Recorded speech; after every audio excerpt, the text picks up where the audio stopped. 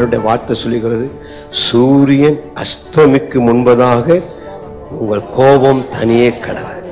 குடும்பத்துல கசப்பை வளர்த்தக்கூடாது, மன்னித்து மறந்து விடு. அதுதான் குடும்ப வாழ்வதற்கு அடையாளம். ஒரு மன்னிக்க கற்றுக்கொள்ளுங்கள். எல்லாவற்றுக்கும் மேல அன்பை தரித்து கொள்ளுங்கள்.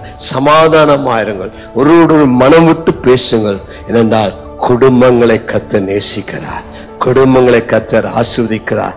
குடும்பமாய் சந்தோஷமாய் வாழ விரும்புகிறார்.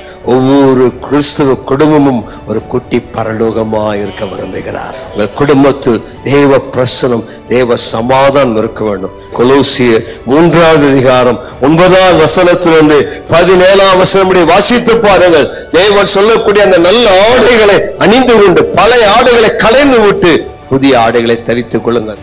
கர்த்தருக்கு மகிமை உண்டாவதாக.